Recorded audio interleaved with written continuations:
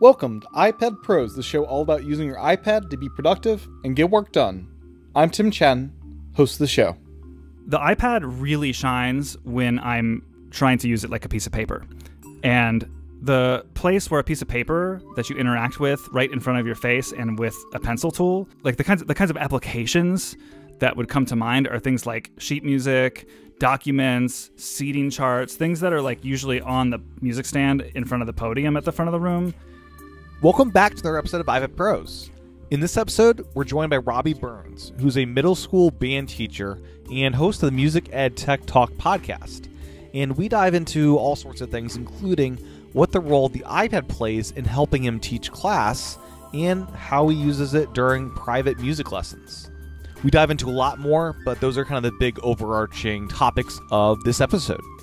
With that said, I just want to remind everyone that you can now financially support iPad Pros in two different places. First off, patreon.com/iPadPros. Get episodes early and with embedded MP3 chapter markers by supporting the podcast at any tier. Bonus content is also available at the higher tiers. You can also now subscribe to iPad Pros in Apple Podcasts. Apple Podcasts is an all-inclusive single subscription, so you'll get all of the bonus content plus episodes early by subscribing to the show in Apple Podcasts. By default, subscriptions are monthly, but if you go into your subscription settings in the Settings app, you can switch it to a yearly plan. My thanks to everyone that currently or has in the past supported the podcast financially. This podcast is not a quick one to produce, and your support is greatly, greatly appreciated. You can also support the podcast for free simply by leaving a review in Apple Podcasts. No matter your region, it really does help. The reviews help send the right signals to Apple to show this podcast more in search, helping others discover the show. If you have a minute today, I'd really appreciate you opening up the podcast app and leaving a review. My thanks to everyone that has already done that. And with that, here's my interview with Robby. Enjoy. Welcome back to the podcast, Robby. Oh, it's such a pleasure to be here. I was just telling you before we hit record, it's like the middle of two of the busiest weeks that I anticipate having this school year, and there's not a lot of free time, but it's nice to take a minute and just be a nerd for a second and sort of reflect on how I'm using technology. Yeah, as people have heard the past episode, we did an episode covering the release of Dorco and Sibelius for iPad, and you are a middle school band teacher, and that means you are doing all sorts of Christmas and holiday music this time of year, which I just had so much fun with as a kid doing that stuff. Yeah, we actually just had our winter concert, one of three last week, and we have one or two coming up. I'm only responsible for directing a group in one of the two this week, but my co-director is doing one the other day, and so yeah, it's just lots of it's just lots of long days, but they're if I could describe my fall as a teacher, sort of returning back to in-person learning after a year of mostly virtual, we're keeping our heads above water. Like, it's just nonstop work and busyness, but like, we're not worn out or burnt out, if that makes sense. We're just kind of always in motion. Yeah. Is there a certain song that the kids have so much fun with that stands out from your repertoire this year? Yeah, it's funny you mentioned that. So we actually at least I don't do a ton of holiday music on this concert, because traditionally we have had a fall concert and then a mid to late January concert. So this is okay. So I'm just really in a habit of not thinking about that for the first concert of the year, but we did it. I don't know if we call this normally our second concert would take place and it's early, or if we consider this like just a really late fall concert. I'm not sure where that is, but my students are mixed. You know, they have there's just a variety of repertoire I'm throwing at them, and I think hopefully I'm choosing a wide enough variety of music that everyone has something to love. So my different groups respond differently. My younger group is mostly sixth graders. Some of them are brand new to their instruments, and even those who are not have only really ever had a half of a year of in-person instruction, and they've never done like a big band. They've never like felt what it's like to play in a group of over 20. So, they're now in like a big 50 to 60 person band, and they just love everything I put in front of them, because they're like, yeah, band, this is like the thing. So it's kind of fun to experience, what this is the kind of thing that an elementary school teacher usually gets to experience, that first band concert. And I feel like because of the conditions of last school year, I kind of get to see and feed off of their energy about it. What was teaching remotely like as a band teacher? Like, I imagine you can't have rehearsals over Zoom very effectively, or could you? No. Yeah. I think it's funny. I'm gonna brilliantly connect this to the topic of the iPad because we're going to be talking all about, some of my personal uses of the iPad in the workplace, I guess, in a little bit here. And, the teaching online really drove me back towards my Mac because of just simply put, like the flexibility of the software and the operating system and how I needed to push every app, every utility to the limits in order to make these virtual lessons engaging, because we're using Google Meet as our platform, and the kids can't really play in sync meaningfully. So right. I had a lot of music I threw at them. I had to make a lot of play along content. So whether that was tracks that they would practice warm-ups and scales along to, or like a professional recording of a concert piece that we were working on, and I would pump it through the speakers using Mac software like Loopback. And then, they would play along.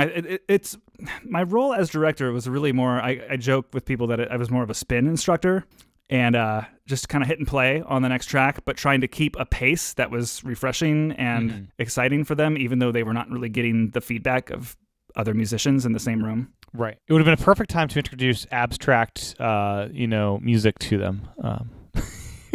Yeah, so we did. I'll just, not to be too self-referential, but I'll give you a link to something maybe you can put in your notes. I did a podcast interview with a composer named Alex Shapiro around, was it in the summer? I forget when I actually interviewed her, but late in the last school year, I implemented, she wrote a curriculum that is based on the premise that all performing artists should compose. And the curriculum is really, really well suited towards any kind of learning environment, but it's especially great during virtual learning because the whole thing happens asynchronously. And the really short version of this project is that kids compose little short motivic kind of like fragments of music and then record themselves into software, play in their composition. And then I take all of those little snippets of music and distribute them to the class, where they then kind of like in a digital audio workstation, like create kind of a musical collage out of those little snippets. Well, that's cool. Yeah. And that is cool because it gets them performing, it gets them composing in sort of multiple layers, like for their instrument in traditional notation, but then in a DAW to kind of do the final part. And they're doing everything from using the loop library of Soundtrap, which is a great web browser-based digital audio workstation. They're using like the loops in there. They're using the editing tools. It's kind of like having GarageBand running in a tab of your browser. So it's great that we had access to these kinds of tools. We didn't have a notation or a digital audio workstation application for our students until we went virtual. And now these are things that it would seem like that we're going to have at our disposal going forward. And yeah, they're great utilities. It's crazy. You could not do this kind of thing in a web browser 10 years ago. No, not at all. No, it's wild that that's even possible. We talked back a couple months ago, August, I believe, Sibelius and Dorico. And I just want to touch briefly on Sibelius because we were talking about it. They've got this huge roadmap planned out for their product, and we'll see where they go. And the next 5 updates are going to be huge. And we've got 2 of them. We have iPhone support and MIDI keyboard input, which is something that I complained about because that's the primary way I input notes into a music notation app. And it's what they call step entry, which I'm not familiar with what that exactly is. Have you played around with any of these yet? So I can comment on the iPhone. I can comment on MIDI. I haven't used it myself, but I've done a little bit of digging and reading, and I think that. And are you familiar with step entry, like how Sibelius traditionally does MIDI input? Well, the term step entry is not something that I have it's not, I don't know what they mean when they say that in Sibelius, but I have used Sibelius with a MIDI controller before. Okay. And from everything I've read and seen, it would appear that the iPad version is not that different from using a desktop. I haven't used it. I might be speaking out of turn here, but I think it's definitely it was one of the pieces of low-hanging fruit that was missing from the initial Sibelius launch, and having it adds a whole lot of utility. Have you been experimenting with it? I know it's not your primary notation editor, but I know MIDI controllers. I've just been too busy with other things. I do want to play around with this because that's the primary thing that I had, beef against with Sibelius. It's like I can't input notes properly. Yeah, and I've seen some people online kind of throwing some shade at the whole iPhone thing. Here's my take on the iPhone. Like, okay, no one is going to write the next great symphony on their iPhone. You can write a solo. And if you have like a Pro Max, get a little... I wonder if the MIDI keyboard works with that over Bluetooth in some way. I wonder if that's iPad only. I'm curious. I would guess that it can. That's just my guess. I don't have the research in front of me. Yeah, I guess if you have the camera connector kit, I think that would work with an iPhone for USB devices. I don't even know. Well, even Bluetooth. I mean, the CME X key, which is the portable Bluetooth MIDI controller I like. Yeah. I mean, that works great over Bluetooth. I've used that with my iPhone before. So cool. Yeah. And the thing is, this is like, even if you're not writing anything at all, I think we've all been in that situation before, where the only thing on you is your iPhone, and someone is asking you a question, and you need to just reference a document real quick. Like, I don't really use the Files app or Pages or Numbers or Keynote super often on my iPhone, but every now and then it's really handy to be able to open a document in one of those apps. And in the same way that like Fourscore is not primarily used on my iPhone, it's great. Like the other day, my iPad was dead and I was teaching some private lessons, and some of my younger students play really simple music that you can zoom in and it scales fine on a small screen. I just pulled up Fourscore on my iPhone, and it now has iCloud syncing across devices. So I pulled up the exact piece they were working on and put it on a music stand and read. So like, just the utility of having it is good. Yeah. In college, I would walk around in my pocket with a little tiny notebook, and I would scribble out staff lines and scribble out ideas I had of a melody or something. And seems like this would be handy just for little short ideas you have and you want to put it somewhere. Or just even to someone says to you, like, you're just thinking like about measure 20 of a particular piece, you have like in a Sibelius file somewhere, and just not having to wait until you get to your computer. Like, exactly. Just from your pocket, just taking it out and seeing, there it is. So I do not throw shade at the idea of having Pro apps on the iPhone, but I will also say that I'm not the type of person who's going to make stuff on them. No, I want at least an iPad screen or bigger. Like, I just need that for... it's not healthy for my eyes to just have this screen so close to my eyes, because it's too small of a screen to any other way I work with it. Right. So it is really good to see Sibelius on this fast upgrade cycle of their app, and I'm curious to see what else they're working on, because they mentioned there's a lot of stuff that they're building out. So this is good.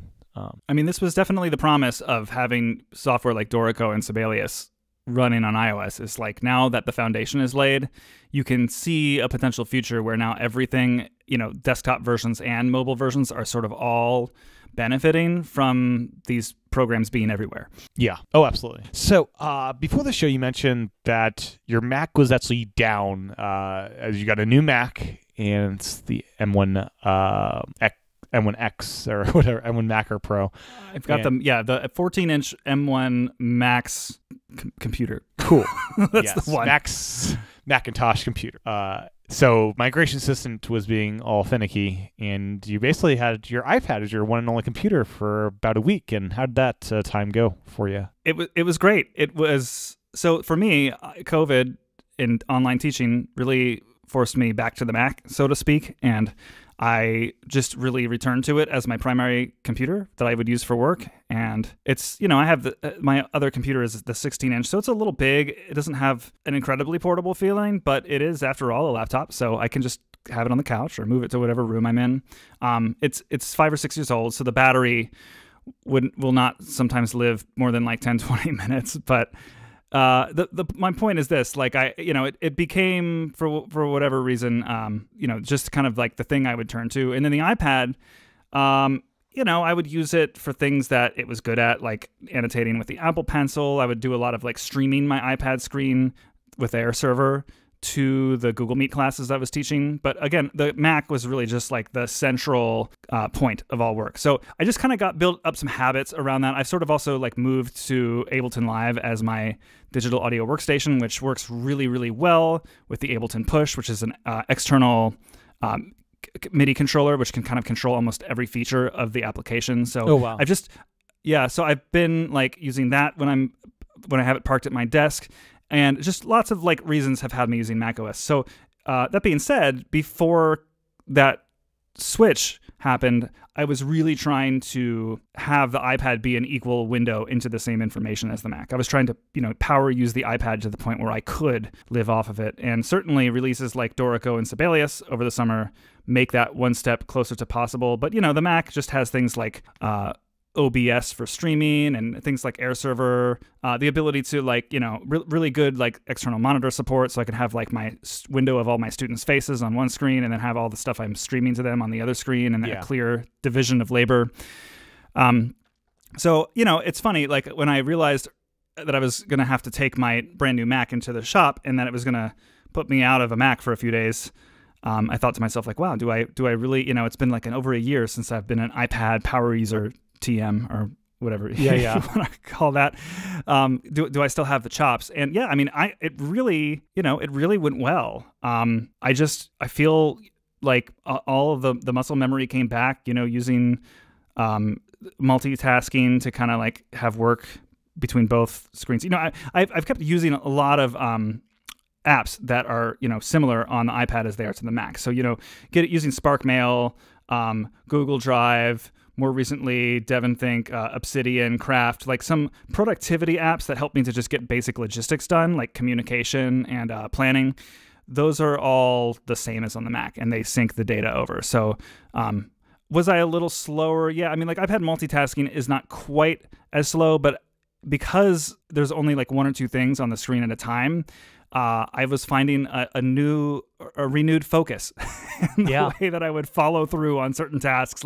Okay, I've got email open in front of me right now and just email. So let me just crank through a few of these and not get distracted by the little, menu bar app icon that just turned red with a notification or something like that. Yeah, no, that's really cool. And you're on a 12.9-inch iPad Pro, is that right? Mm-hmm. Okay. I'm on the 2018 model. With the Magic Keyboard? With the Magic Keyboard and the Apple Pencil. Yep, cool. So the trackpad is a thing now. Yeah, that makes it, that really goes a long way with things like email. Although I found myself touching the screen quite a lot, actually, this week. It just would kind of depend on my mode. There would be times where it would be really convenient to touch the screen, and then there's a particular numbers spreadsheet I was interacting with a lot that where I have a lot of fields that where the cell type is a 5-star rating, and we don't need to get into why that is. That this is an important piece of my work, but it's really easy to accidentally give a star rating when you swipe, you know what I mean? Because the way that you give the ratings is you can tap on which star of the 5 you want to put in the cell, or you can swipe, kind of slide your finger. Gotcha. So I was finding that I was accidentally entering stars. A little problematic, Yeah, so what I would do is I would return to the trackpad for that, and then, no problem at all. So when you're actually teaching in front of a class, a band, how do you integrate the iPad into that environment? Are your scores you're conducting from paper scores, and the iPad's a secondary tool, or what's kind of the scenario there? Yeah, this is what's fun about the iPad, is that even though I used it last school year, the iPad really shines when I'm trying to use it like a piece of paper. And the place where a piece of paper that you interact with right in front of your face and with a pencil tool, the kinds of applications that would come to mind are things like sheet music, documents, seating charts, things that are usually on the music stand in front of the podium at the front of the room. So it's kind of nice to have, usually I'll have my Mac off to the side, kind of projecting. It's always plugged into the audio system and the projector. So that's showing students things. That's where I'm playing audio, play along tracks. And that's sort of become this powerhouse of almost like a counterpoint to the instruction, where I'm showing things visually, but also pumping audio through the speakers to model for them or that they play along to. And then the iPad is kind of it's more personal. It's the thing that I see. And I typically have on the left side of the screen Fourscore, which I mentioned earlier, and that is the app for reading sheet music. And when I say sheet music, I mean in particular PDFs that are scans of sheet music from the real world. There are other kinds of musical formats that, I know we're aware of, things like XML, which can be, opened inside of applications that edit music notation. But for simply the act of viewing and annotating sheet music, Fourscore is best in class. And I leave that open in split view, usually on one side of the screen. And then on the other, I use Goodnotes, where I have designed a seating chart. I have a handful of seating charts I've designed in a program called OmniGraffle, and I export those as PDF, and then I have, the way that Goodnotes works is it's, in my opinion, the best handwritten note app available for the iPad. What I like about it is that there's no like annotation mode you have to trigger. Like if you bring a PDF into it, you can just immediately start scribbling on it with an Apple Pencil, like it's a piece of paper. Yeah. And in fact, the seating chart, when I bring it into Goodnotes, it actually becomes a default paper style. So like if I swipe to the left, which is kind of like the gesture for turning the page, the next page will have the same seating chart on it, and I can kind of scribble on it. So what I'll do is like every day, I'll just turn the page and I'll have a new copy of the seating chart for taking fresh data on. Do they, are you able to hit a button to timestamp that page so you know what day that's from? I'll just really quickly scribble the date on it. Okay, gotcha. And and Goodnotes is a great whiteboard as well. So I can AirPlay my iPad to the Mac, which is of course going to the projector. It's a little bit of a weird chain of connectivity there, but then I can animate things, show them things that are running on my iPad. Like my iPad also runs the Tonal Energy Tuner app, which is one of the last remaining apps that I depend on for my life on iOS that does not have a Mac version. Huh. So typically I get around this by having my iPhone plugged into a mixer at the front of the room, and then I operate it from there. But I can also show, I can do it on the iPad too, and actually show the students what it can do, because it's capable of polyphonic tuning drones and metronomes being played simultaneously. So I can like show them, have like a couple of different notes droning at the same time, and they can kind of like play along and see, like with a visual, they can hear, of course, but also see sort of a visual representation of their performance as they play, as it relates to the tuning drone. Yeah. So that's sometimes nice to be able to stream, from the iPad to the Mac to the projector, which is great. Are standalone hardware tuners still commonplace in bands? I'm not sure if people are just using apps these days, whether it's on an Apple Watch or a phone, to do tuning. That probably changes based on the age of the performer, but I'm not sure if those are still pretty popular. I mean, Tonal Energy does 10 to 20 times more things than my Dr. Beat that I bought in college. Yeah. And my Dr. Beat was $140. Oh yeah, they're not cheap. No, so like to tell a student, and it's funny because they kind of like wrestle me a little bit on it. They're like, well, my mom says I can't buy apps on the App Store, and I'm like, this app is $4. Does your mom not want you to buy games on the App Store, or like you have, because you know what I mean? Like as soon as the families are like, oh, this is like an actual like serves like an academic purpose, right? Yeah. Then they jump right on board, because like for $4, maybe it's not $4. It might be. It's definitely less than $10. Yeah, I think it was around $4 when I looked today. It's insane what it does, because it's not a standalone Apple Watch app, but if your iPhone's around, apparently it can like tap your wrist to the metronome beat, which is cool. That is cool. And what I like to do is, and we can kind of get into this a little bit when we talk about how this all kind of loops into our hardware setup in the band and orchestra room, but I can actually I'm trying to spend a lot more time off the podium, kind of working around the room. And one of the things I most commonly have coming through the speakers is the iPhone version of Tonal Energy. So I've got the Mac is going through a channel of the mixer, the iPhone is going through a channel of the mixer, and then I have a wireless headset microphone that I wear that is going through another channel, and I can kind of mix those to taste. And yeah, I mean, the metronome on my iPhone can be triggered from anywhere in the room. So if like I need to turn it off for a second and talk to some kids and I'm like halfway across the room, I can just do that right from my wrist. Yeah. That's super cool. It'd be interesting if you could program into the app the different tempos of a piece and hit a button to instantly jump to that tempo. Does that exist in this app? Yeah, actually you can. And so this is just another one of those things that you can't do with any hardware tuner I've ever seen that's reasonably priced. In the metronome tab of the app, let's just say you have a piece of music that has starts with one measure of 4/4 at like 120 beats per minute, and then immediately has like 18 measures of 3/4 at an entirely different tempo. You can, with a fair amount of ease, you can customize a metronome sequence that, kind of just like where you program all those tempo changes to take place. And then when you hit play, it'll just run through the sequence. Yeah, it's super cool. And it has like little smiley faces more and more accurate to the pitch. Which yeah, which they really like that. I mean, I'm ultimately trying to get them to hear the, like, if you turn that tuner up loud enough and then you have a student try to play the same note as the tuner, it becomes very, very clear if they're out of tune, because there are beats that result between the two pitches being out of tune. Like, it's, to someone else's ears, they're like, whoa, whoa, whoa, whoa, kind of like a conflict happening between the sound frequencies. And you can teach them to listen for that and then adjust themselves to it. And that's kind of like the primary purpose of the app. And then on top of that, to be able to then run a metronome with the tuning drone also in the background at the same time is a real powerful thing. Yeah, I remember, I think it was by 8th grade, we were like tuning to, I think it was the first chair, oboe or maybe clarinet. Is that something that happens as you guys get older still? Yeah, it is. And it's interesting because, we kind of use the tuner for that purpose. In our schools, before school symphony orchestra, if we have an oboe player, we'll oftentimes have them do that, just because that is like a little bit more like traditionally commonplace in a symphony orchestra. But usually, when we do that, we have the oboe player try to match a tuning drone first, and they definitely have it on their music stand. Yeah, I remember my days playing oboe. That is a hard instrument to not... you have a lot of flexibility in where your note goes. Very dynamic as far as your pitch. Yes, it is. Yeah. So...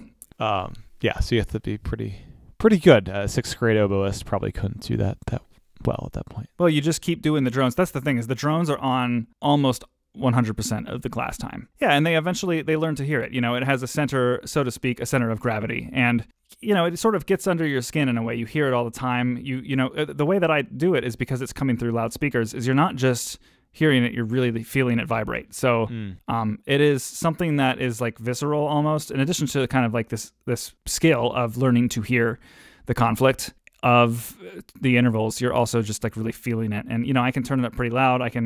One of my other favorite things to do is to, in GarageBand, open up a drummer track, which is a cool feature where you've got a number of different musical styles, and it will automatically, play a beat. Actually, each drummer within each musical style has like 8 or 9 or 10 beats that you can kind of customize the complexity and the rhythm of. And I just, like, in addition to the drones, will have a beat playing almost all of class. Beats are so much more fun to play along to than metronomes. Oh, for sure. So you mentioned in your notes to me you use Omni Outliner for stuff related to rehearsals. What is this used for? So Omni Outliner is something I'm transitioning out of, but I'll still tell you why it's great. It is an outlining tool made by the Omni Group, and what I like about it, so I guess an outlining tool for someone who's never used one is basically just you're just kind of like creating a hierarchical list, but what Omni Outliner allows you to do is the buttons for collapsing the different levels of the hierarchy are like really tactile and feel good, unlike, I don't know if anyone's ever used the Microsoft Word outlining feed. It's not pretty. And I never know like how to click to like collapse or expand a part of it. But Omni Outliner is very intuitive and very easy to wrap your head around. And what's cool about it is you can actually, like, they have a whole lot of options for customizing the styles of each level of the outline. And what I really need is, the iPad is fairly far from my face. It's on a music stand that I keep set pretty low. And so what I'll usually do is I'll have my 4-score on one side of the screen. I'll have Goodnotes with my seating chart on the other side of the screen. And then in a little slide over window, I can kind of slide on and off the screen and outline. And even though the width of the Omni Outliner document that my lesson plan is in is not much wider than an iPhone, I can customize the level styles to be really, really big and like these giant vibrant colors that pop off of the iPad screen and are legible from far away. Yeah, that's handy because, that would be an issue, just being able to see. That's something I realized as I got older, like all these conductors with these really tiny staffs on all these scores. Like, how do these old people see these scores so well? It's remarkable. Yeah, it's definitely something that I've had to tweak a lot to get just right. Now, lately, I've been actually using Craft for this purpose, and sometimes Obsidian. I'm having a little bit of a like internal struggle between Craft and Obsidian, which are two. I don't know if you're planning to get too much in the weeds on this kind of category of software today, but these kinds of like personal knowledge management apps that are good for writing and note taking, and sort of like so flexible that you can just sort of think of them as like you can do anything and everything you'd want to in them, everything from tasks to notes to writing. And I've been doing a lot of writing in these applications since August, and have found that Craft also has a really nice outline view. Unfortunately, you cannot make the levels of the outline quite as visibly striking as you can in OmniOutliner, but because I'm doing so many other things in Obsidian and Craft, it kind of just makes sense for me to keep all my data in one place. And what's DEVONthink's use for you? DEVONthink is like research. So there's a lot of things that surround the topic of music teaching. And of course, I have a blog and a podcast where I talk about the intersections of technology and music teaching. So I'm always just kind of collecting like websites and articles and things and just trying to clip those to a place where I can find them later. Okay, gotcha. For school, sometimes I'll want to what's great about DEVONthink is that it's an everything bucket. So it'll take almost any kind of data you'll throw at it. So like a lot of times what I'll want to do is like, let's say, okay, so like we're planning a trip to our March band assessment.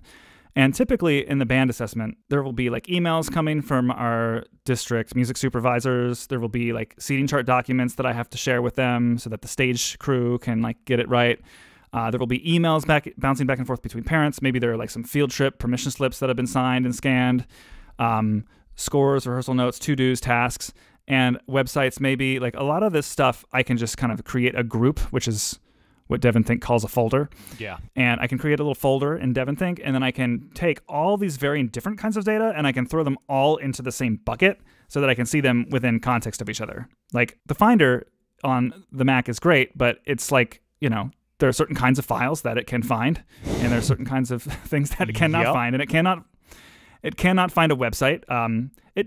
You can put an email in the Finder, but what I really like to do is just kind of create a group in DEVONthink that just allows me to categorize all this data. And the cool thing is that you can archive files from the file system in DEVONthink as well. So let's say that like I do have, like maybe I have my seating chart. It's made in OmniGraffle. Well, that lives just like in a folder on my computer called like seating charts. So like DEVONthink can look at that folder in the Finder and depict all of its contents to me inside of DEVONthink, and then like link me to them. So it's kind of like I'm just creating a trail of breadcrumbs. Like I have all this like disparate sort of like data everywhere, and then DEVONthink is like one of the tools I use to see it all in the same container. Yeah, because I thought that Obsidian had some overlap with DEVONthink in some big ways.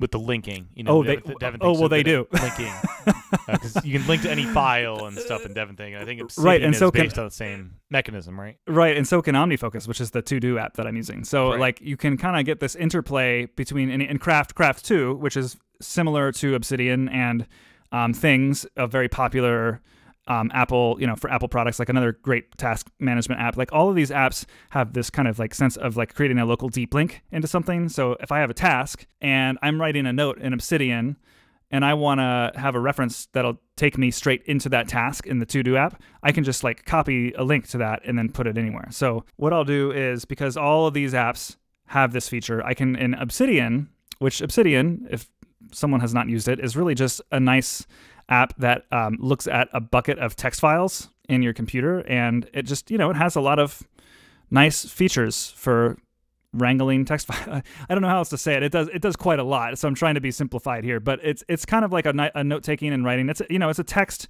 and writing environment that is looking at a simple folder of text files, but where you can sort of like, there's like a community of people who are adding features to the app through plugins and all sorts of things. So, but what's cool is that like, I can't go into that bucket, like I can't find a text file on my computer's hard drive and create a link to it. But because Obsidian is looking at that bucket of text files, and an Obsidian file can have a link to it, I can create a deep link to that. And so, and it works both ways. So like I have an Obsidian note that represents most of the projects that I have that I'm managing right now. And so like, just to use my band adjudication and assessment as one example, I will have an Obsidian note called, adjudication assessment dashboard. And that will link me to the project in OmniFocus with all the checkable to-dos. It'll link me to the group in DEVONthink with all the related files. It's just sort of a place I can go to find all of the stuff related to that task. Very cool. Yeah. That sounds great. I have not much experience with Craft or Obsidian. I am very much into DEVONthink, though. It's something that I started to use quite a bit this year. Now that their iPad app has improved greatly. It has, yeah. And I, I'll admit that like I'm not really effective with DEVONthink on iOS. I do use it there, but I spend a lot more time on the Mac with it. On iOS, what I'll do a lot is just clip stuff into it. Yeah. Web articles that I want to read later. Their share extension is really good.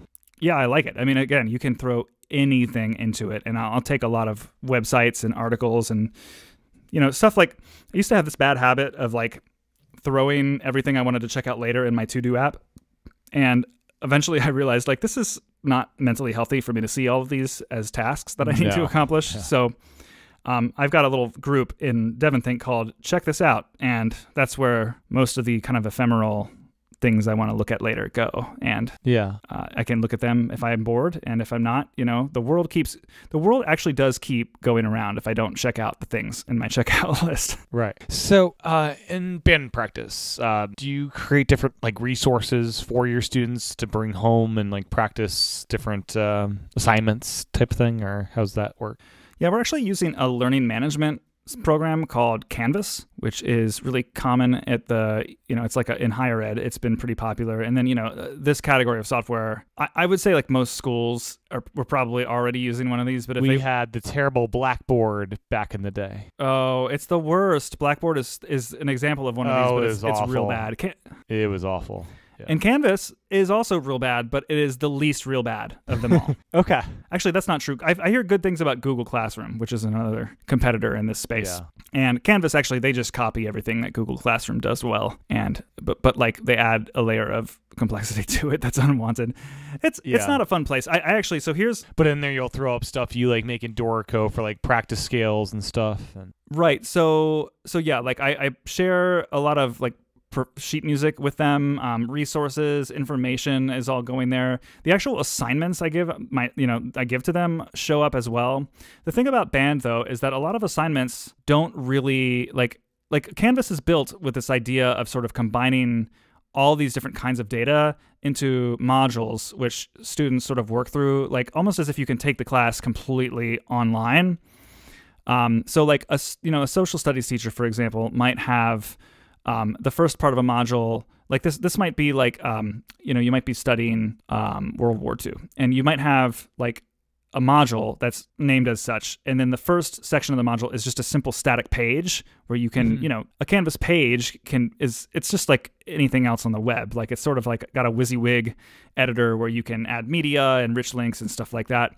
But then your next piece of the module could be an assignment where you give some instructions, and then it links them out into a third-party program like Google Docs to finish the work. And actually, our programs, Noteflight and Soundtrap, are external tools that work with Canvas. So I can create a Canvas assignment where a student actually clicks a button and it takes them out to Noteflight, where Noteflight will like compose using its notation editor, or Noteflight now has a feature where it'll actually, like, I will compose the exercise, and then what it will do is that when the student gets launched out to it, it'll actually record them playing their instrument into the computer microphone, and then give them an assessment of how accurate they were in the pitch and the rhythm. That's cool. And then what's cool is that it like takes that sort of like, it sort of visually represents their accuracy with kind of like this swoopy green, yellow, and red line. And then what's neat is that in Canvas, I can go into something called the Speedgrader, which will kind of like let me tab quickly through all of the submissions to an assignment. And I can actually see that this is the power of the web, right? Is like I can see a little mini Noteflight web app inside of my Canvas web app as I sort of like page through the different student submissions. I actually see it in Noteflight. So like I did a composition assignment in my general music class a few weeks ago, and I was, we were doing like kind of a peer review thing. We were doing like like I was showing each person's composition on the screen, and then we were like giving feedback to each other, and I could actually like right from within the gradebook take a note and say like, hey, as you move this up a step, it would have sounded like this. And then I like the play controls are all there, the editing tools are all there. I can like literally edit their assignment from within Canvas, which is cool. In band, a lot of assignments are performance based, so the assignment has absolutely no description, and I just assess it in person, and then all they see is how many points it's worth and how many points they received. Like Gotcha. none of it is intended to actually be like done on the part of the student on their own time. Yeah. Okay. Something you mentioned in your notes is that you use Trello for communication. I'm curious, how? Yeah. So my music team has been, ever since I've been at my current school, we've had either 4 or 5 people on the team. And, that's about the number that I think is worth trying something like Slack. So we do have a Slack team. And Slack is a communication tool that is a little bit more robust than, we do have an iMessage thread amongst ourselves, but Slack is a little more robust. It integrates with a lot of the software we use. Like our school system is big into Google Docs. So, it integrates really, really nicely with Google Docs. And we can keep a channel based on different topics. So like we can have a concert channel, a channel for general discussion, a channel for fundraiser discussion, a channel for field trip discussion. I can have like an individual channel with each member of the team. I can have a channel called General Music. That's just me and the other band director because she also teaches general music, and then no one else has to see those messages. So it's just a really nice communication environment where you can more easily find, where you last left off. And it kind of keeps a little archive and history of the files that you've shared through the service, and it's really easy to search and just, review past conversation and stay on top of things. So what Trello is it's a, do you say it Kanban? I don't actually know. Something like that. I don't know. It's like a list with a bunch of cards, sort of. Yeah, it's kind of like a view of project management where you have like sort of like a bunch of horizontal Well, I shouldn't mix the language up. So you have sort of like these horizontal blocks. In of those horizontal blocks is like individual cards, which can represent ideas or tasks. It's a very flexible system because, you can use it as a to-do app where you have sort of like one column is like in review, one is in process, one is done, one is archived, and then you kind of like drag and drop these cards. It's one of the most iPad-y kind of UIs ever, even on desktop. It's like... But like in a simple way that like my wife will not like touch OmniFocus with a 12-foot pole, but she'll do a shared, Trello board with me because it's just so visually friendly. Yeah.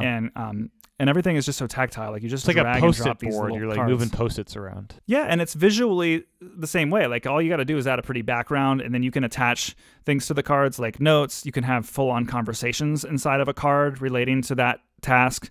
You can put URL links in it, add an image. Like you can tag it. It's just a great way to be organized. And we have a couple of boards on our music team that represent different projects that we have. So like one example is like we have a pie sale that in past years we have used a Trello board to actually not even to track tasks, but like what our orchestra director will do. He usually kind of heads up our pie sale. And like he has in the past created like different columns in Trello that represent like different pickup times, different windows of time where like it's hard to explain how many. We sell a lot of pies, like numerous hundreds of pies get delivered to our school, and like in about a 3-hour span, all of the parents of our entire music community have to come to the school and like get these shipments. So there has to be like a fine degree of organization of like, are the different pies grouped in the correct order? Where are they geographically in our cafeteria? So he kind of has like these sort of like alphabetized lists of like parent names sort of like categorized by like window of time, and then he uses like some columns to manage like which pies are like stored in which parts of the room for backup. And it's kind of a nice thing. And he always does like makes it actually functional, and then I go in and do stuff like make a pretty like the background for that Trello board is like an apple pie, and so visually it's just really easy to find the board. We do one for our field trip, which is a little bit more task oriented. So like like when a task, like we'll assign, because you can have a task or a card be assigned to a specific person in that board. So like I can be responsible for writing the bus lists, and that'll be tagged to me. And then when I'm done, I can move it from the in process to the done category so that everyone can see the status of that task. Now, what's cool is that Trello has a plugin for Slack where you can associate a Trello board with a Slack channel. So our Pi discussion channel in Slack has the Pi Trello board associated with it. And, when you install Trello into Slack, it kind of gives you, so there's like some basic syntax you have to learn, like I think a backslash plus the name of the board will like do a little pop-up menu that says like, do you want to attach this board to this channel, and then you say yes. And then what's cool is that you can like add stuff to the Trello board right from within the Slack conversation. You can assign tasks to people from within the Slack channel. Like you can kind of just like do everything from Slack, which is really nice. So someone can be saying like, hey, who's going to do the bus list? And I'll say, I'll do it. And then someone can type, I don't know if this is actually the syntax, but like /R Burns, hashtag, fundraiser board or something, whatever the name of the board is, and it'll just like bloop, it'll just like add a card straight into the board. That's awesome. Yeah, that's really cool. And these are like web apps, so they work just as good on an iPad as they do on a Mac. Yeah, and the Slack apps, it's not bad on iPad. I've used it before. And Trello, I think, is just it's so fun on iPad. Oh yeah, for sure. So for research, you mentioned you use DEVONthink to kind of store stuff. But you also use Kindle, Instapaper, and Readwise. What's kind of like a research hour look like for you? What's that experience like? I wish I could say that I ever do it for an hour straight. Okay. Yeah. It's just sort of, yeah. I mean, what I do is like my research is, if I'm going to read something digitally, it's probably a book in Kindle or iBooks, rarely, but sometimes in iBooks. It's something from the web or an actual textbook that I put in DEVONthink. Or it's like web content that I clipped into Instapaper or one of these kinds of read it later services. And what's cool is that there's a nice program called Readwise, which is a website that you log into. You create an account with them, and then you log into your Kindle. You type in your Kindle credentials, you type in your Instapaper credentials. For iBooks, you have to like install this weird Mac app that works. It's weird that you have to install it, but it works really well. And you get all of these sources of places on the internet where you would be reading something and then highlighting or annotating. And then what Readwise does is it takes all the notes and highlights from all those different services and it sucks them up into a little archive. And it does some cute stuff, like it'll send you a daily email like, hey, remember this quote from this book on education you read 10 years ago? But what I really like is that in Obsidian, my text note-taking application, there is a plugin created by the Readwise company. It creates a document for every article and every Kindle book that you've read.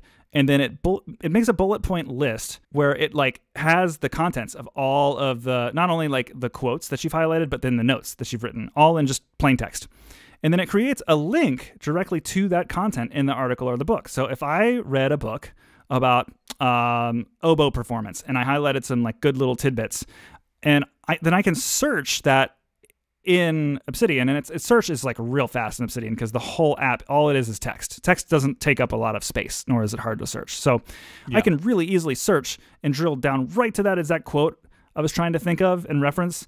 And then if I really want to, I can click a link and it'll take me into the Kindle app directly to that page where I did that highlight. And it's fantastic to just have this automation of past research just be integrated into the same environment where I'm taking text notes. Yeah, that's super cool. So, as many band teachers do, they also teach private lessons. I know during COVID, this is probably done remotely. And this was before FaceTime audio had or FaceTime video had the wide spectrum mode. Like, how'd you handle this and being able to hear your students in a way that was decent? Yeah, the answer to that perfectly highlights this like transition from iPad to Mac, because I started back in I guess I shouldn't say last March, when school broke in March of 2020. I had a very hands-off approach to this, and I was just like, hey, everyone, like, this is obviously out of, your wheelhouse. Most of you, like, just do a FaceTime call with me. Don't fuss about gear. FaceTime has pretty good handling of noise reduction by default.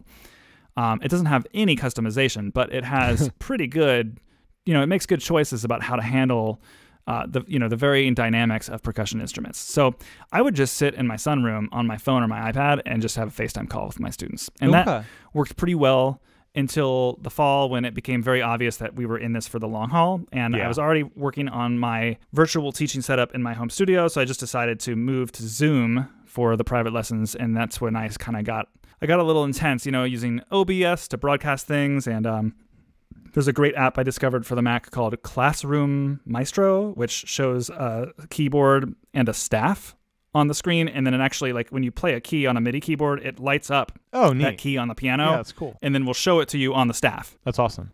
Yeah. Yeah, so that became a great visual tool. Like if a student was struggling with a mallet percussion part like a marimba or a xylophone, and I could just like show them, like make the keys light up blue, and then they would see like which keys on the keyboard corresponded to which notes on the staff. Okay.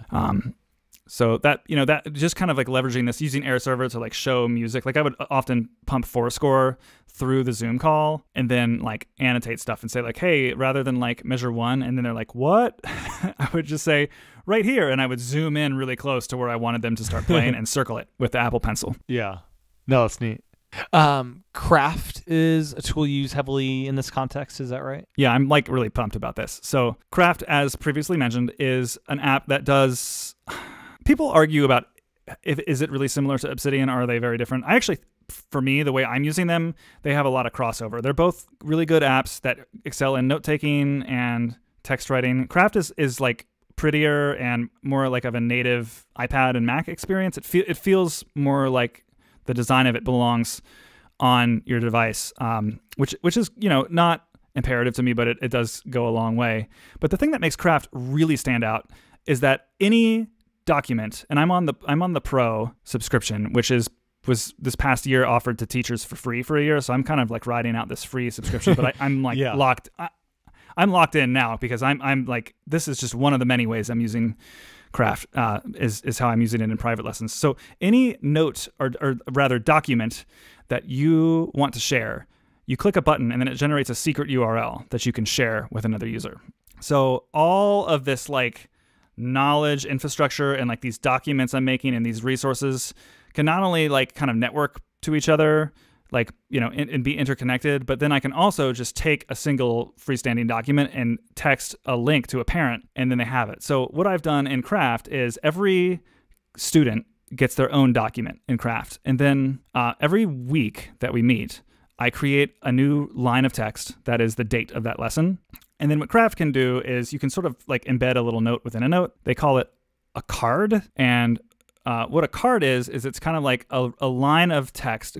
Craft is, unlike Obsidian, is kind of like block-based. So like when you bring in images and text, it's got this interface where you sort of can like if you can like drag a whole paragraph of text like up and down at the same time all at once. Like everything is sort of like grouped together in these blocks. And I can take that block or that line of text that says December 5th, 2021, and then I can turn that into a card, which then I can go into that card. And now this is a card that's called December 5th, 2021, but it's associated with the larger document that's the kid's name. So it's kind of like I'm creating a little wiki, and by giving the student the copy, like the secret link to just their document that's named after them, they have access to all these like subcards within the document. So basically I give every kid a link, and in the lesson notes for each week, or cards in Craft language, I embed everything from assignments to resources to checkable to-dos, just all sorts of like rich multimedia. So if a kid is gonna, if I want them to buy a book, I'll put a little checkable task in there, and then I'll actually like copy and paste an image from a Google web search into the Craft document so that there's no doubt in their mind what book they're supposed to buy. Yeah. Reference YouTube videos I'll embed right in there. Sometimes if I'm like, hey, you need to go practice this and you're ordering it, but like here's a sample of the first page, I'll like drag a PDF in there so that they can like, have documents and data. And I used to put a lot of this on my website and then password protect it, but this is just so much easier to manage. Yep, it's awesome. That's cool. And the iPad app for Craft is pretty full featured. Yeah, I feel like I'm not limited at all when I'm using the iPad version of Craft. That's great. And it's it's because of how easy Craft is to use that I'm starting to actually rebuild a lot of my Canvas content in Craft, because so much of it is just information. Mm-hmm. Like, an assignment obviously needs to live in Canvas because it connects to this gradebook feature. It can link out to third-party software. But things like my band handbook, which just tells kids like what they need and what the expectations of the class are. Yeah. Things like music, like sheet music, even things like these exercises that I've created for them to play along. Like I can dump all of this stuff in Craft. And what I'm in the slow process of doing is actually just taking all information and resources and then just putting it in a giant Craft wiki for the band program rather than in Canvas, because it's just so much easier to manage and edit from within Craft. Gotcha. Yeah. Do you do much with shortcuts and automations in general? I do so much shortcuts.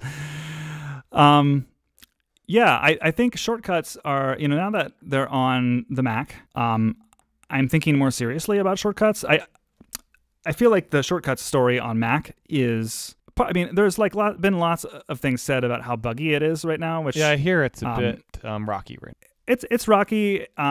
But it'll get better. They're working on it. So yes, it will get better. And the kinds of shortcuts I'm using regularly are not running into the kinds of bugs that I'm reading about. So I'll just say that for the most part, the Mac version of shortcuts is working well for me. It's great to have the automations I made on iOS work on the computer that I'm most of the time sitting in front of. And the only reason that I say it's an untold story isn't the bugs, but it's the fact that Apple has said that this is the future of automation on the Mac. And there's a lot of other automation tools that I'm used to using that haven't really built in shortcut support yet. And I think once that starts to take shape, I'm going to feel a lot more like shortcuts is my everything kind of like center of automation. Like right now, there's stuff I'm doing in Keyboard Maestro, and there's stuff I'm doing in shortcuts, and there's stuff I'm doing in Bunch. Like there's all these different kinds of tools. But what would be cool is like, hey, what if I do what Keyboard Maestro is good at in Keyboard Maestro, but then I actually trigger the Keyboard Maestro macros with shortcuts. So that shortcuts is kind of like my all-in-one, my one-stop shop for triggering things. Mm-hmm.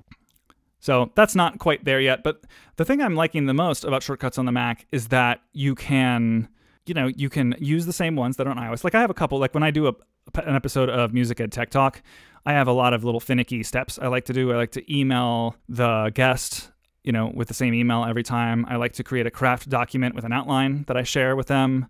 And that's often the same information, like here's my Zoom information where you can find me, and here's some of the topics I want to cover, and whatever. I usually create in drafts a markdown document, which is going to eventually become the show notes that I'll put in the in the podcast upload. Mm-hmm.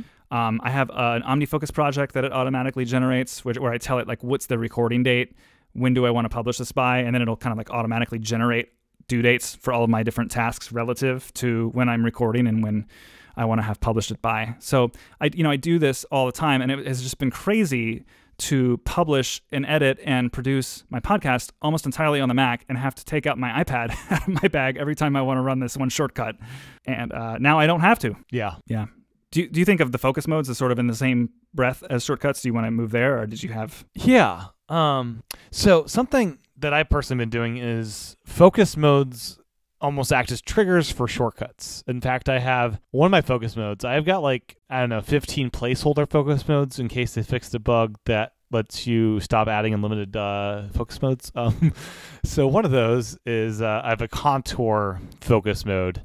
When that triggers, it changes my watch face to contour and turns on raise to wake, because that's the only watch face I really need raise to wake on, because this always on display mode of that face is just garbage. And when I turn that focus mode off, it turns raise wake back off, because I, by default, prefer my Apple Watch not to have that behavior. So that's just a weird thing I do with focus modes.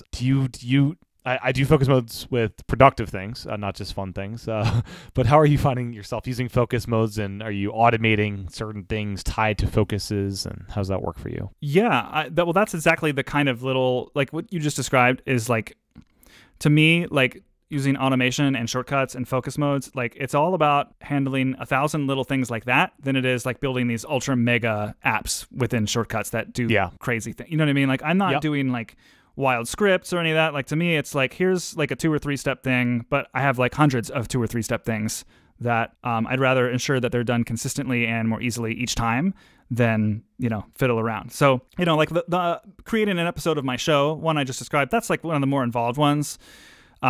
I'm just looking right here in the Shortcuts app at my automation tab, so I can give you a couple of my own little ones, because a lot of them trigger focus modes, or the focus mode being turned on triggers something else to happen, because it kind of works both ways.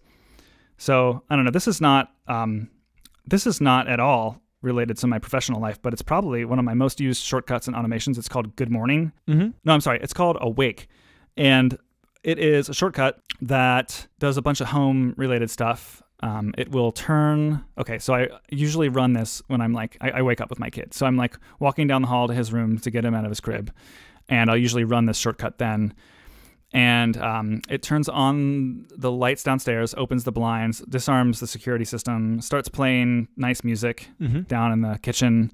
It kind of like turns his light on, but dimly a little bit. Yeah. And it kind of like does all these things. It'll open up the Headspace app and ask if I want to do, like a morning meditation, if I have time for that. And usually, no, I don't. But, it kind of, it's all these like home related things that I would repeat every time. And what's cool is I have it, I usually trigger it from a widget on my iPhone, but the Apple Watch can track sleep. And if, it detects that I have woken up from sleep and I'm moving around a lot before I make that trip down to my son's room, it'll actually, I created an automation where the trigger is like, my watch detecting that I'm awake in the morning. So my watch will detect I'm awake. It'll be like, hey, are you awake? Do you want to stop tracking sleep? And I'll say yes. And then it'll use that to run the good morning shortcut, which is nice. My home screen will update when it detects I'm awake and no longer need to be in sleep mode.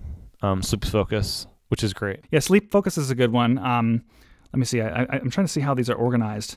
Yeah, I've got a handful of like those kinds of things. So like, let's see, what is my, I've got, okay. So like if my bedtime focus is started, then it will automatically run basically the opposite shortcut, which is the good night shortcut. And the good night shortcut has a couple different versions.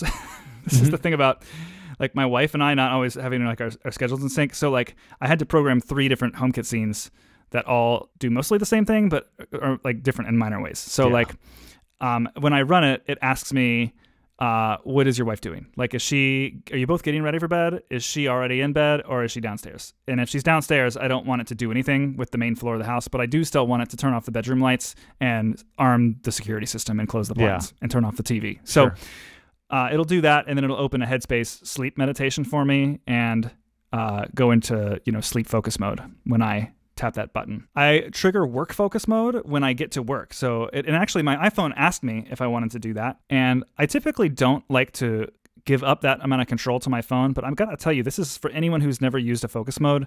This is definitely, I think, the way to start it is decide like who are some people you don't want bothering you when you're at work. What are some apps you don't want bothering you? And just allow your iPhone to turn on that mode when you get to work using a geotag.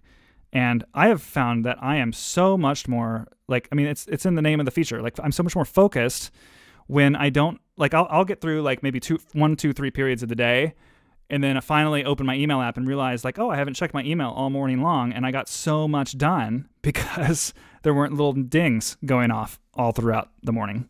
I have a little sensor at the top of my studio steps that when it senses me walking down the stairs, it turns on the studio lights. And then we have a baseboard heating down here. There's a great company that makes a HomeKit thermostat designed specifically for baseboard heaters. They're called Misa. And so the Misa thermostat heats the basement to about 70-ish degrees when it detects me coming downstairs. I'm jotting this down because we're currently fighting with a thermostat we just got that's HomeKit enabled, and we can't seem to make it work. We can power it up with 2 of the wires, but it seems that it's just not able to heat our house.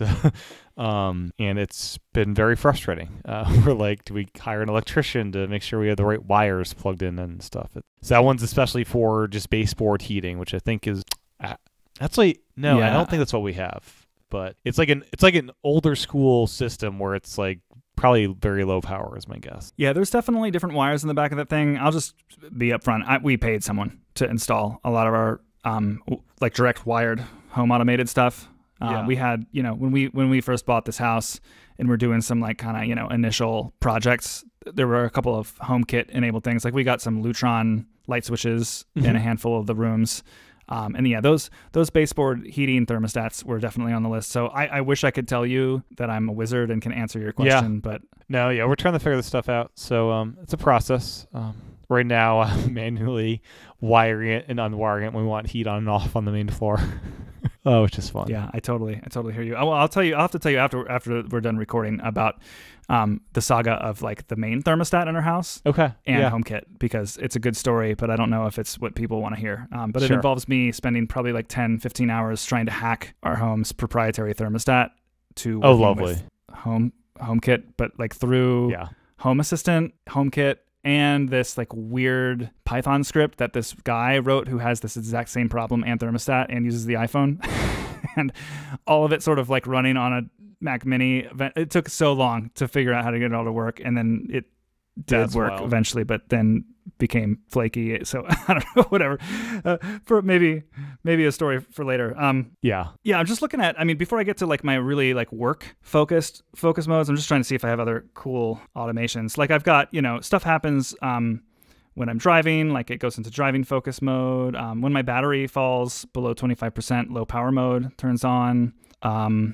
Handful of other like HomeKit related things. I've got some NFC tags that do cool stuff. But yeah, the work focus modes are really the cool thing. So I've got a focus mode for teaching a band rehearsal. I've got one which is just my general work focus mode when I'm at my desk crunching emails. And then I've got a podcast recording focus mode, and then I have a concert focus mode, and I have a handful of others, but those are the ones that make stuff happen automatically on my computers. So the rehearsal focus mode I'll trigger when I step on the podium, and the rehearsal focus mode basically only allows my music team and my wife to text me. It allows notifications from Slack and pretty much nothing else, because my music team will sometimes reach me there. And then what it does is on all of my devices, I have basically an automation that when it senses that device has been put in rehearsal focus mode, it like runs a shortcut that's specific to that device. So I've got an iPhone rehearsal automation shortcut, an iPad one, and then the Mac is a different story because the Mac does not support automations in the Shortcuts app at this time. So what happens is I trigger this from the Mac, and I have a keyboard Maestro macro. No, I'm sorry. I'm telling this to you backwards. When the Mac senses that it's in rehearsal focus mode, it will run a shortcut specific to the Mac that basically just runs a keyboard macro, a keyboard Maestro macro that does like quits all the apps I don't want my kids to see on my computer screen, and then opens my agenda for the day, which is usually either I've recently been experimenting with DeckSet, which is a presentation app that generates presentations just from a text document. So I've got like in Obsidian a text document that's just simply like a bullet pointed list of what we're going to play, and then the sectional schedule for the day, which is like our pull out, which kids get pulled out of which classes to come get like a little, like you get a clarinet lesson once a week if you're a clarinet player, where you so that's all just in a text document. And then DeckSet is sort of like, I've sort of configured it to make it that text file look like a pretty, presentation. So this rehearsal mode will trigger this keyboard Maestro macro, which will close all the apps I don't want kids to see, open up that presentation, put it into presentation mode, and then connect to the audio interface, which is kind of like the bridge between our speaker system, our mixer, and my Mac. But then, because this is a mouthful, but then because the focus modes can sync across devices, my iPad and my iPhone also go into rehearsal focus mode, and those two devices support automations where if the Shortcuts app detects that it's gone into that focus mode, then it can run a shortcut. So what those two devices then do is the phone starts playing a random piece from a concert band playlist I've created in Apple Music. So just so the kids come into some like good sounds of like what a professional concert band sounds like. And then it opens the Tonal Energy Tuner app. And then my iPad opens Fourscore on the left side of the screen, Goodnotes with my seating chart on the right side of the screen, and then pulls in my little slide over agenda for the day that I read off of. Yeah, I was going to ask if like a custom home screen, if you had like app icon sets where they're like two apps paired, but you just have the shortcut do it for you. That's cool. Yeah, I do. I do have some home screen hacks that happen too. So like, I guess do we call them hacks if it's a system feature? No, I guess not. Just, I have custom home screens for different focus modes. Right. So I like when I. Yeah, and that's like a really killer combination. It's fun. Like it's amazing. Like everything all starts dancing around and lighting up. Yeah, it's amazing having your own home screens for different purposes, and you are able to use widgets much more voraciously because you can fill the whole screen with this huge widget, and it doesn't matter because it's just for that one focus mode.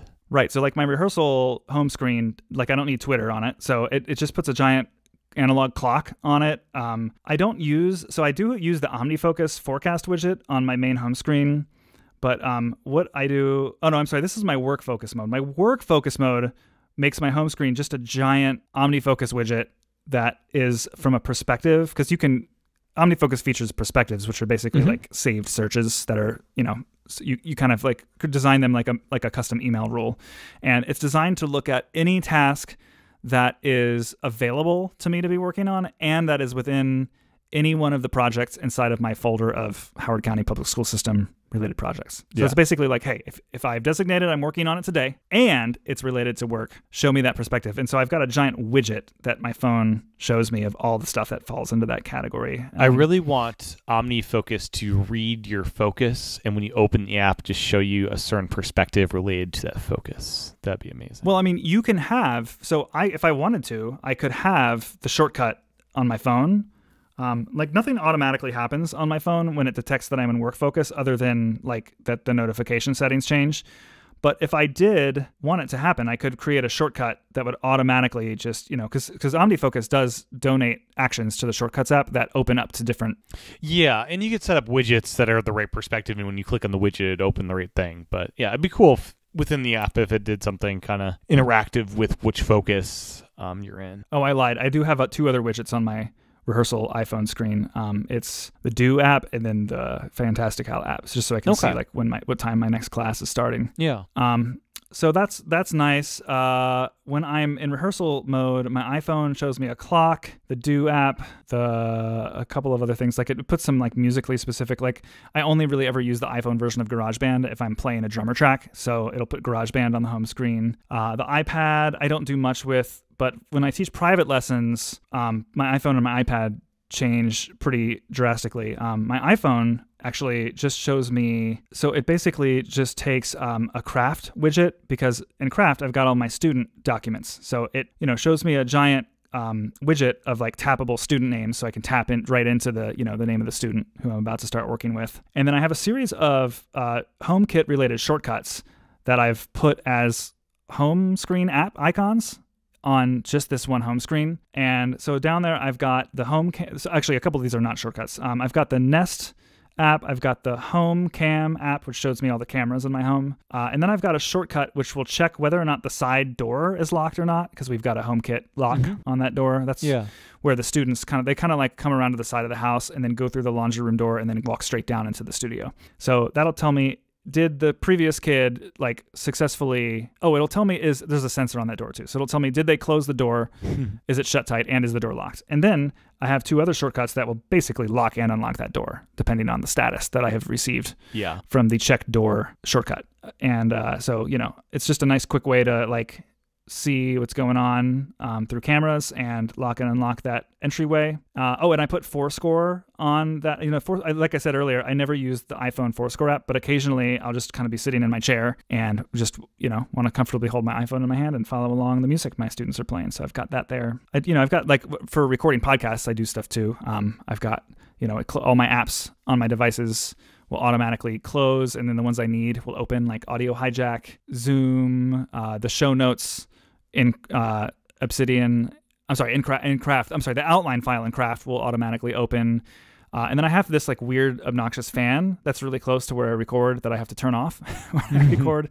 So a reminder in Do will generate every time I go into recording focus mode, which will in 2 hours time start pestering me to turn back on that fan because it's related to our radon situation. It's not a fan. It's a fan that's supposed to basically like, keep like unhealthy stuff outside of our inside of our house. So I can't like permanently, it creates problems like if it's left off indefinitely or if it rains when it's off. So anyway, that's my story of focus modes and automations. Very cool. Oh, I've got a concert one too. Sorry. Yes, concert one. You'll appreciate this. I just had a concert last week.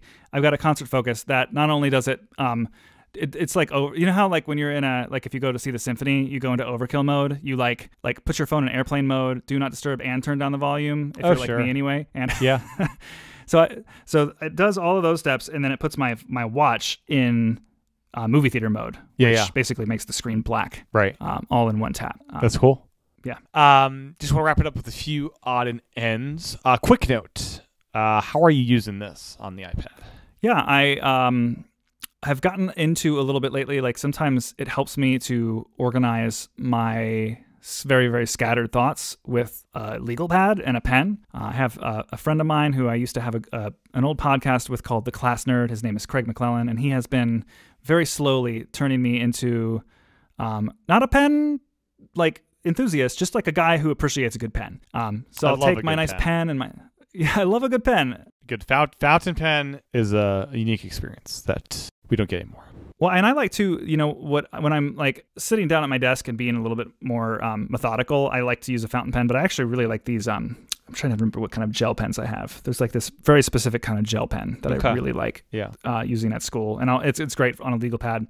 Anyway, so I'm like doing my legal pad thing. Sometimes I like to have that sort of like place for scattered thoughts be digital. And so 2 places that I'm experimenting with, just sort of like capturing quick thoughts, are in Obsidian, which has been mentioned before. And Obsidian has a daily note, which is just a note, but it's associated with a day on a calendar. It's just a really nice scratch pad for just sort of taking down ideas and then later remembering what day I took them down. But then, of course, there's the iPad Quick Note, which you just swipe the Apple Pencil from the lower right corner of the screen, and you can start scribbling. And for just super ephemeral ideas where I just really, really quickly need to start writing, that has been awesome.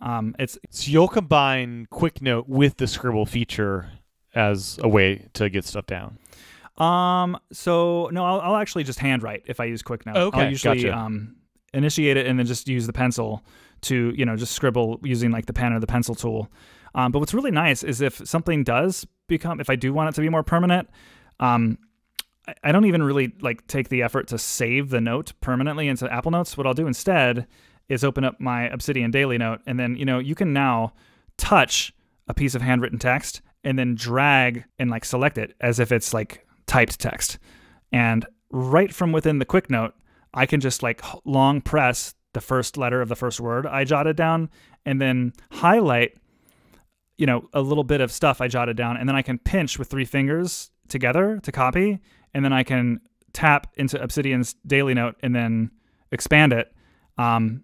And you can copy as like typed text and then just input typed text into Obsidian, but you can also just like literally like copy a PNG file of your handwriting and then paste that into another app. So sometimes I'll like just paste a nice little PNG. Obsidian will have some typed stuff, it'll have some handwritten stuff, and it all just looks, exactly the same way I put it in Apple Notes. But Apple Notes is just quicker to get to because it's a simple swipe of the Apple Pencil. No, that's cool. And do you use Scribble at all? That conversion tool within iPadOS? I like using it when the iPad is just being held in my hands and I'm searching for something really quickly. Like that's a good one. Like if I'm standing near a student and I'm holding Fourscore on the iPad and I need to find whatever page they're about to start on, I'll just like scribble in the search bar the name of the piece they're working on and then tap it with the Apple Pencil from the search results. Nice. Video editing. Is LumaFusion something you do much with this recently at least? It was definitely like an app I was just getting into right at the peak of my iPad is, life, period. And it was cool. I paid for the little in-app purchase that will let you move it to LumaFusion project into Final Cut. That works pretty well. And then once the Mac became, LumaFusion will only, at least as of last year, will only do 6 videos at once. And, I have a friend who teaches choir who was, doing one of these like virtual choir videos during, when school was virtual. And, he really liked LumaFusion because his iPad was his preferred kind of like around the house device. And so he was like staying up late hours editing this video, and he actually liked LumaFusion so much more than the alternative that he was willing to put up with this awkward 6 video limitation. But what he would do is he would make a 6-person grid and then export that video and then take all of these 6-person exported videos and then import those into one final LumaFusion project, which sort of that'll get much better soon with the multicam. I think you'll be able to have quite a bit more than 6 simultaneous videos that you're editing between to output to a single then timeline for multicam support, similar to how Final Cut Pro 10 does multicam. It's just also like, given how powerful it is, there's something about iOS as a platform, but also just a lot of iOS apps where I feel like, and this is hopefully going to change now that I have the M1 processor, because part of it is definitely the processor, but some of it is also just design. Like iPad apps feel more brisk to me, and getting in and out of a LumaFusion project does not have the same, it doesn't carry the same weight that I feel when I open up Final Cut Pro. So I don't know. For simple projects, sometimes I'll prefer LumaFusion. Like every now and then will record myself playing a couple of different parts on a marimba of like a Bach 3-part invention, and like that's an infinitely more fun kind of thing to edit on an iPad than it is on a Mac. Yep, for sure. And then PDF Expert. How do you use this app? It's an app that I love so much and have a lot of things to say about it, probably more than there's time for. But I will say that it is an app it's my default PDF app on Mac, and one of the many things, but towards the top of my list of the many things I would love to see iOS do in the near future is like have some sort of more robust feature for default apps, like Maps and what's the other one? Oh, the web browser and email.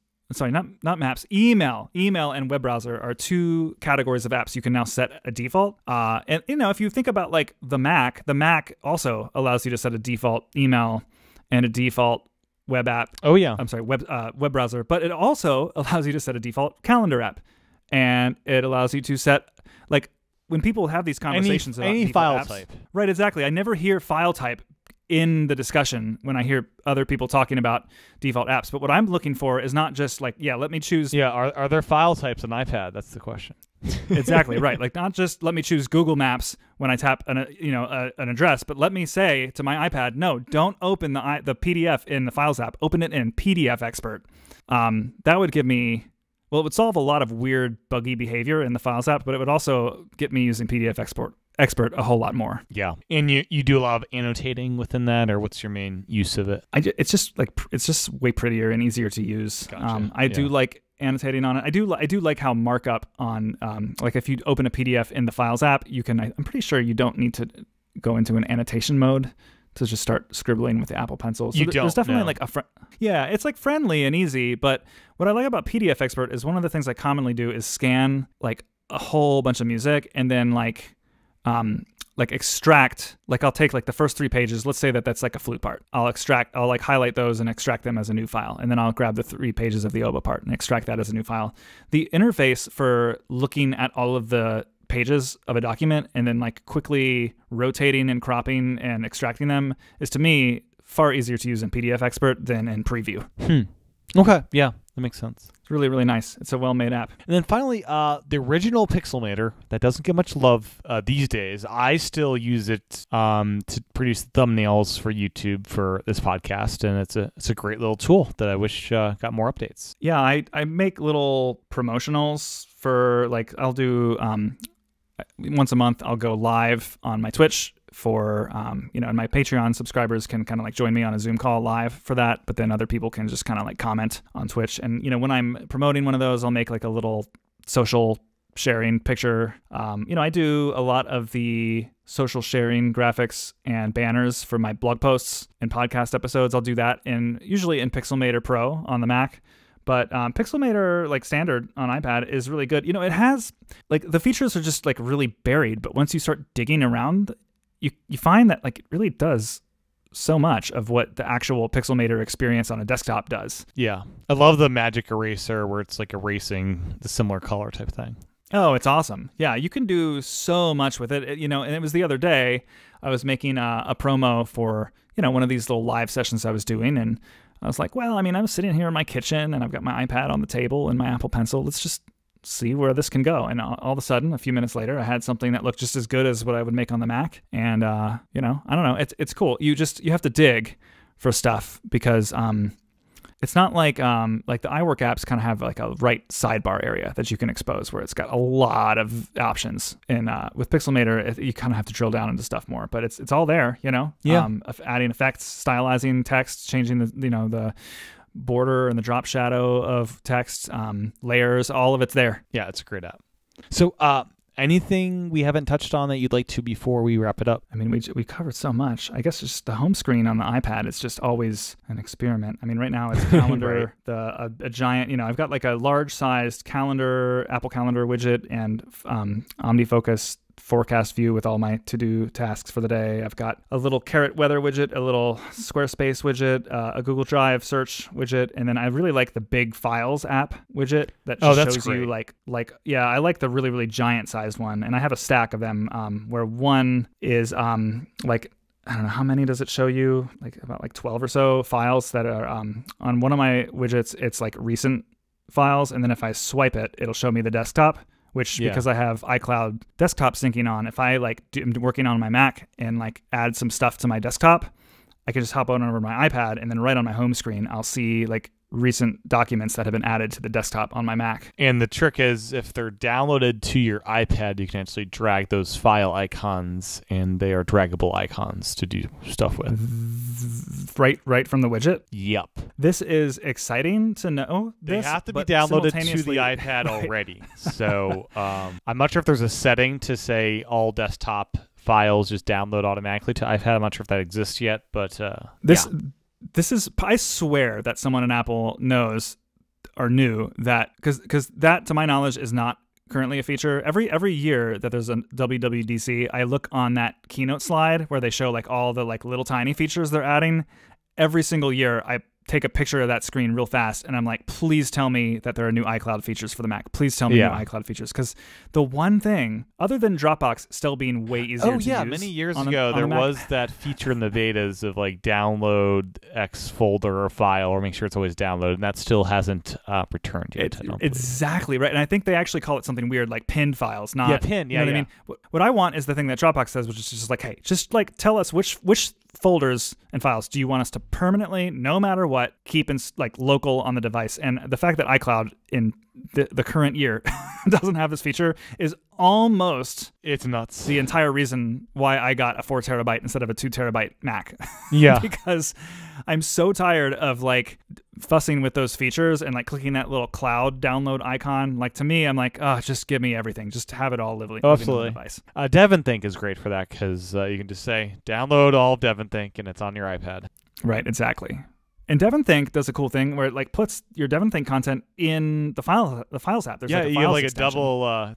It's a double access. That's an interesting thing that hasn't come to the Mac yet, because like there's definitely like Apple has made the way that file extensions on the Mac and on iOS work. Like they've made it more similar over the years, but like on the iPad, PDF Expert has sort of like a general like dumping ground that like if by default, if you open a PDF in it, it'll go to this like sort of like dumping ground, like that's it's just stored local on the device. Like a little but inbox if you go exactly right, and if you go to the Files app, you can actually like see in the sidebar there's like an extension that'll show you that area of PDF Expert. I don't know, there's just nothing like that on the Mac. But I guess PDF cool. Expert, it is cool. It is cool. You know what? I'm actually, now that you're making me remember this, one of the apps I'm excited to download on this M1 Mac is actually Documents by Rehearsal, because it's just kind of a cool productivity app that I like on the iPad to use. You know, I just like its model. Yeah, it has a lot of different uses. Like it's super flexible. Right, I dig it. Cool.